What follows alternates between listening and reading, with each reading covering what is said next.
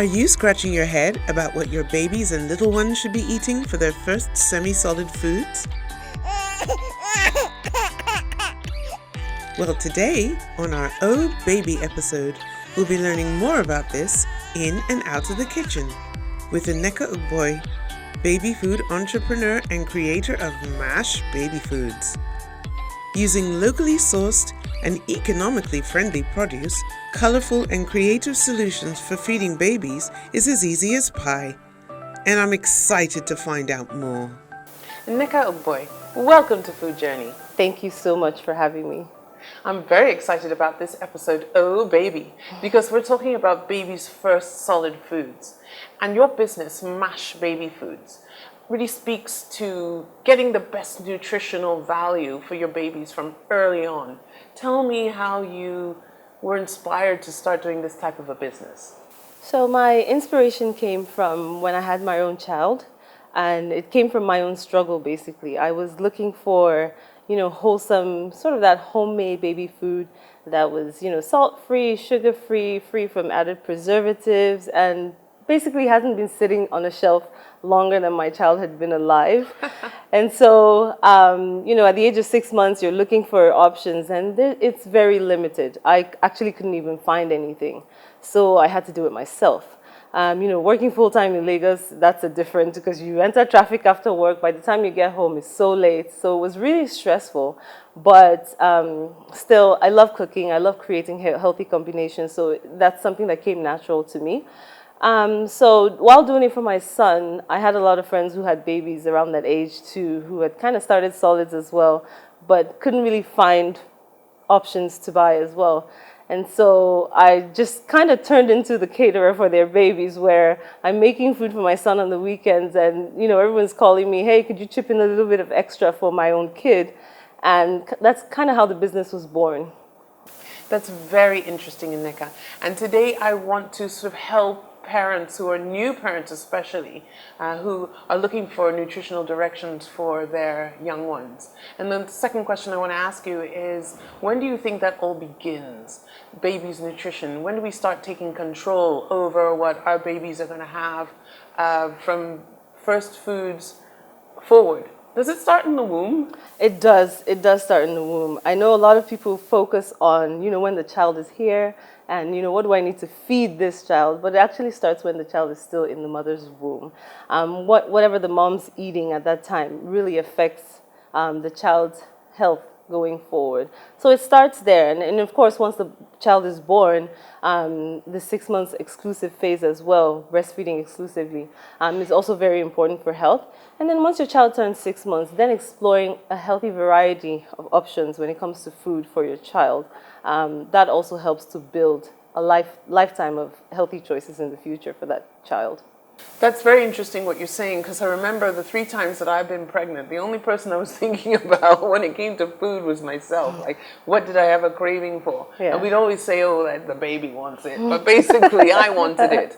So do you think, I was wrong for really thinking about the baby when the baby was born? Okay, what do I feed it? And all those times before, I kind of didn't. At a time like that, it could be difficult to start thinking about this long-term health plan for your child who's not even born yet, when you're going through, the motions of, whatever it is that you're dealing with in pregnancy.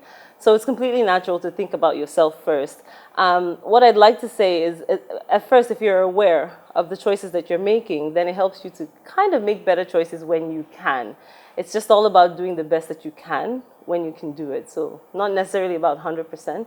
But more like 80-20. Now, Nneka, culture sometimes comes into the whole decision-making process when you're feeding your baby first foods.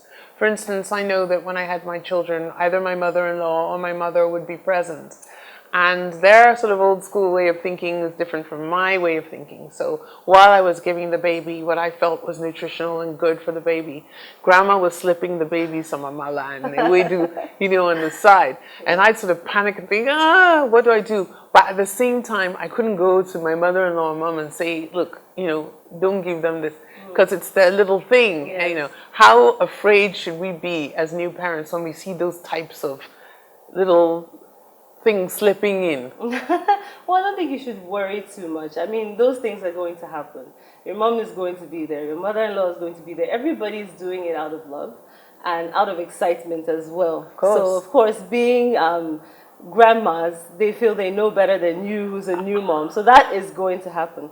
But one thing I can say is it's very important not to put too much pressure on yourself, or too much pressure on your plan, basically.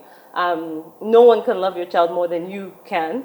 So everybody has to understand that your decisions are in the best interest of the child.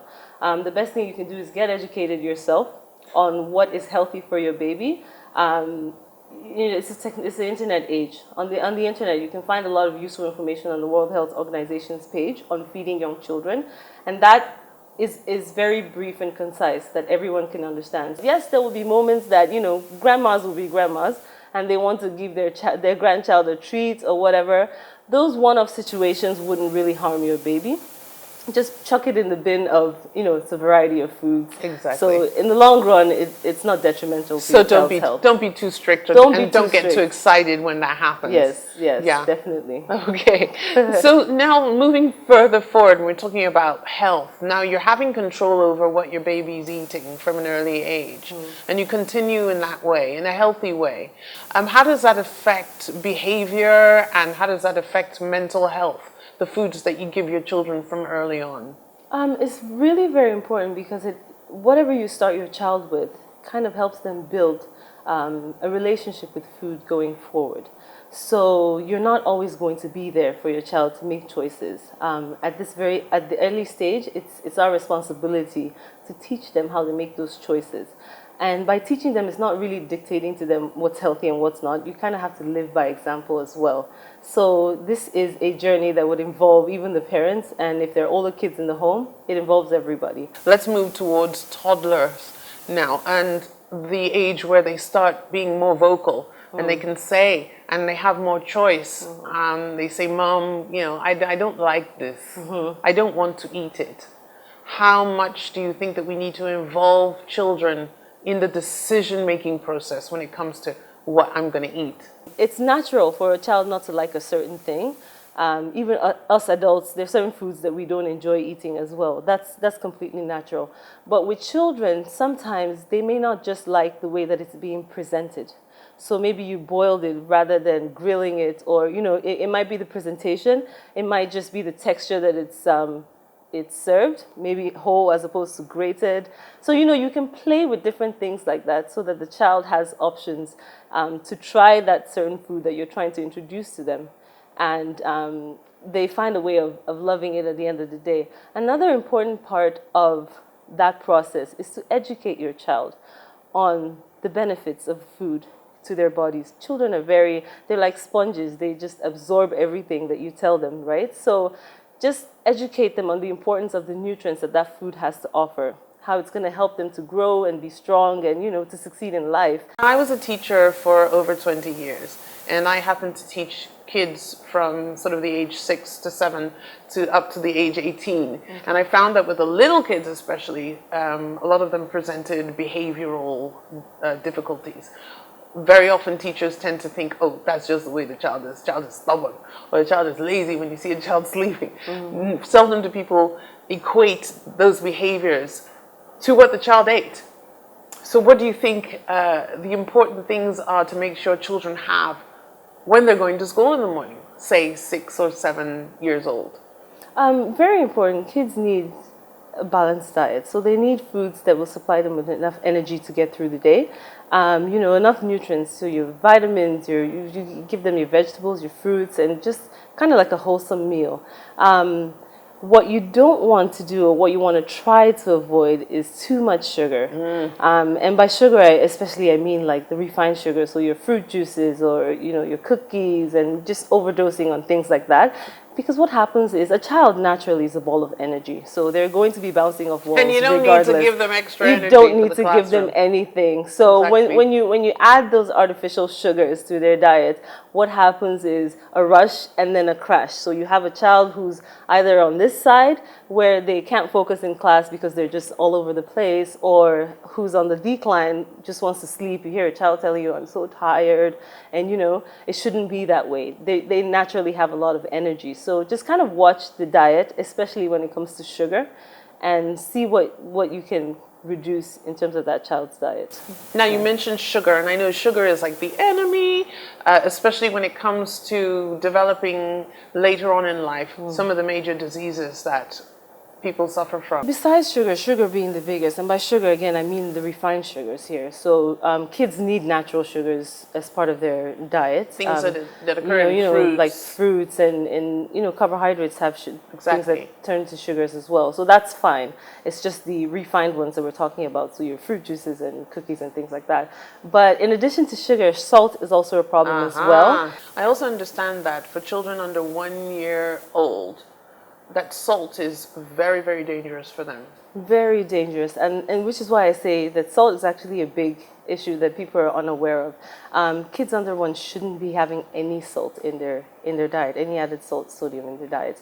And so a lot of times you find, even when parents are cooking it for their kids at home, they're like, well, this food doesn't taste that nice, because you're using your own taste buds to judge. But it can actually damage the kidneys of your baby under 1. So it's very important to stress that you just leave the salt out until at least age 1. So now, let's say I've gotten it wrong, so to speak, that I haven't started early enough with being involved in my child's nutrition and what that means for the health of the child. Now, my child's maybe 6 or 7, and they're on the podgy side.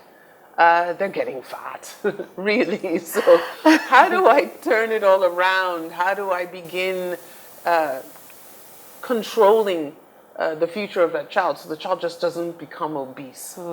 So it's very important, first of all, to realize or to recognize that living a healthy lifestyle is a lifelong plan. So whether you didn't start when your child was 6 months, or it really doesn't matter. What matters is going forward. So the first thing that you want to do is to get educated as a family. So that's yourself, your spouse, and other children in the house, because this plan is going to be a plan that affects everybody. You know, if you want your child to eat healthier, you can't just offer them an apple and while you're eating Everybody pizza. else is eating pizza. You know, everybody else is having pizza and ice cream, and then this child is like, yes, take an apple. It doesn't work that way. So you kind of have to lead by example, and the entire family has to be on board with the plan. So you don't want to just dump everything on them. So, you know, if they were having three different snacks a day that you feel are not very good for them, you can start with one, just changing one thing first. And then as they adapt to that, then you can gradually move on to another. So now I'm very intrigued to know about your process with MASH baby foods. What is it that you do that's different from, say, something I could pick up from the supermarket? So what we do at MASH Baby Food is we're a baby food catering company. So just as you would get someone to prepare your meals for a week, or you're having a special event and you don't want to worry about that, that's where we come in, but for your baby. So when your child turns 6 months and you want to start the process of introducing solids, we have a range of options where we can prepare your baby's meals, and they're freshly made just as you would make at home. And then we don't have added salt, added sugars, added preservatives. We use only whole food products, so nothing processed. Everything is in its whole form. So in very basic terms, it's your foods that grow out of the ground. So your vegetables, be it your roots or leafy vegetables, your fruits, things that just grow from what Mother Nature has given us, basically. Not necessarily anything that's packaged or been created in a factory, but basically what nature has gifted to us. Well, Nneka, this has been very intriguing and very educational for me. I'm not having any more babies at this point, but for people out there who have just had a child or are expecting one, I'm sure this has been of great value. And I'd love to see a little bit more of what you do in the kitchen and I'd love to go in there with you. I know a lot of moms think that, well, I have to buy all this expensive baby food, but You don't. know, you don't need to do all of that. You can actually make a lot of healthy, nutritious meals at home. And then we can also do something for the toddlers as well. Yay! Something, yeah. So as your child grows, you kind of have ideas of what you can do for your kid, and there's something that the whole family can enjoy. Speaking Lovely. about, you know, the whole family taking that healthy turn, so just kind of look at that. Yummy, I'm really looking forward to that. So we'll see you after the break. We are about to be treated to a few healthy ideas for your baby's first semi-solids and something for toddlers too.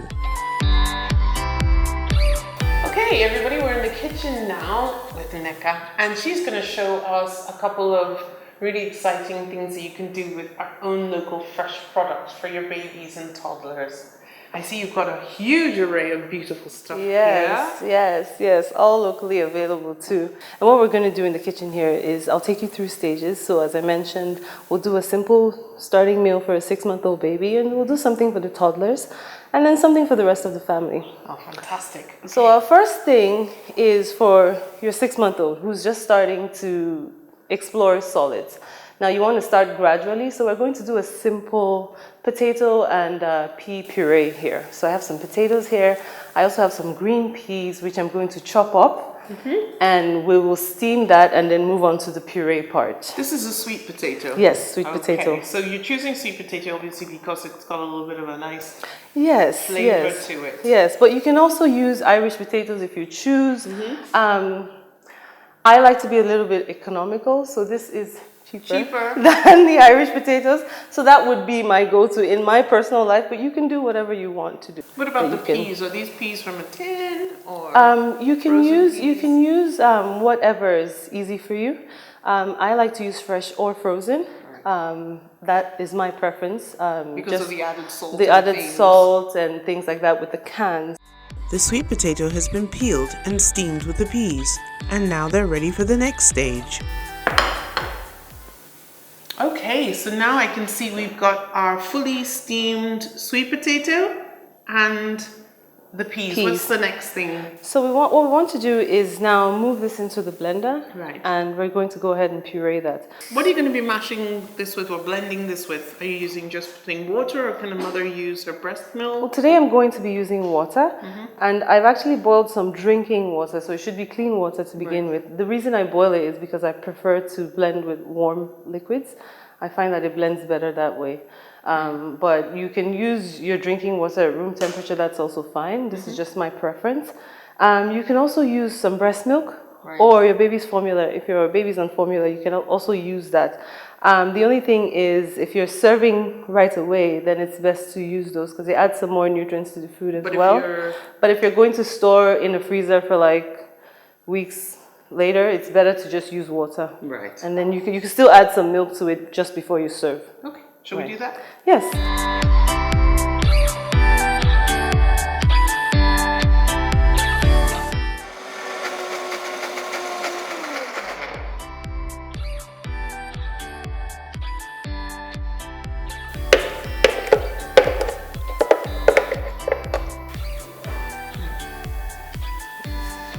So this looks really interesting, I'll say. The texture, of course, is baby texture. Yes. And one thing I like about this also is that we're dealing with things that are good for the alimentary canal.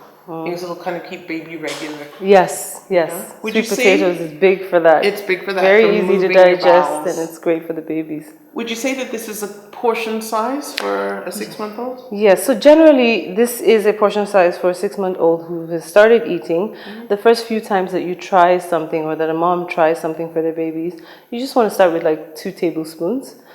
Just to kind of get a feel of your baby's appetite. But children are very good at letting you know when they're full or if they're still hungry. They'll clamp their mouth So shut. exactly. So it's usually best to go with their cues Right. and just kind of don't force your own ideas on portion sizes. But generally about half a cup, 125 ml is what you want to do. I'd like to taste this. Oh yes, you can, of course. Go ahead and do that. Baby spoon? Yes, you can.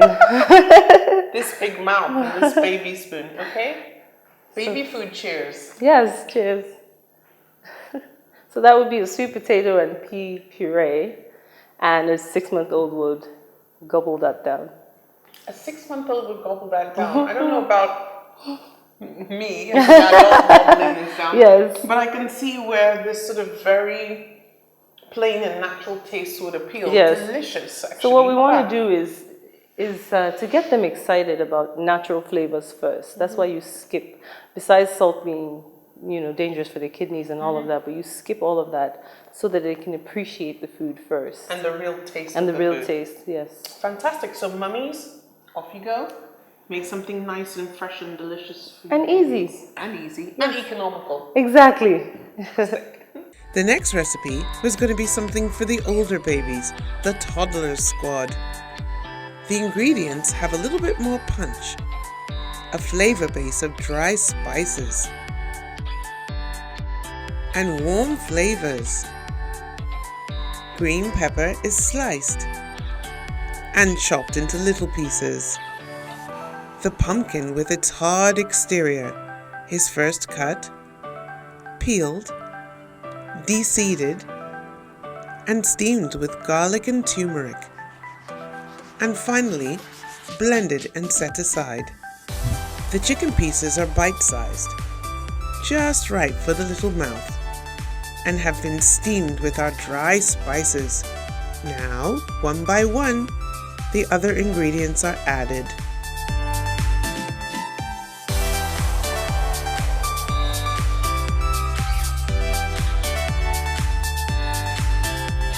And they're all simmered together. And voila, it's ready to serve. These colorful bowls of tinted rice were made with natural food coloring from these vegetables. Isn't that clever? Now Nneka's son has lots of fun choosing what color rice he'd like to have with his curry. Wow, Nneka, this looks incredible. Thank you. Kitty chicken coconut curry. Yes. I love it. And I love the presentation. You've got your little bit of fruits there for afters. Yes. And this, and a very small fork for a very big mouth. Yes. So shall I have a go? Yes, please. I'm dying to. I'm going to taste the chicken first. So this is actually really good because while this is for toddlers, you can even do it for your younger kids without the salt, where you can just puree or blend it lightly so that there's some texture to it. Like it? So the pumpkin is actually So good. Yeah. The pumpkin thickens. Yes. Yeah. I'm going to try this with the rice. With the rice. So this is something easy. You can serve with rice, potatoes, spaghetti. You can do it with a lot of different things. Absolutely beautiful. I have a food allergy question that I've been dying to ask. A lot of children find out that parents find out that the children have bad reactions to some foods, so that's a food allergy. Yeah. How would you suggest to a parent that they could sort of monitor from an early stage what their child might be allergic to? That's a very, very important question because a lot of times we find those discussions happening. And what you need to do when you start out, which is what we tell moms or we tell parents all the time, that when you start out, you want to start out slow. So you want to start out with one ingredient and then build on to that. I know we're usually so excited to start making all of this for a 6-month-old. So it's like, eat this, eat everything. But you want to slow down. Right. You want to do it one at a time so that you can identify if there's any allergies. If you do one new food, or you can do 2 new foods per week, just give it a few days so that you can monitor your baby and then see how they respond. Our next and last recipe uses our local fruit, frozen banana, papaya, and milk. It's a treat for the whole family.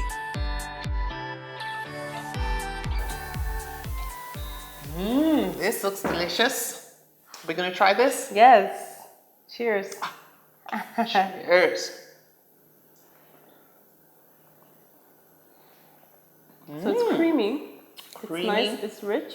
Banana-y. Exactly. And I love the chocolate sprinkles on the top. Balance. Balance. Life is all about balance. It is. Thank you so much. You've done such a wonderful job of educating all those young mothers and fathers out there. I'm sure that some of the confusion fog has been cleared a bit. Hopefully. And I want everybody to go off and try these wonderful baby food solutions at home. Thank you so much for having me. It's been a pleasure. Thank you so much.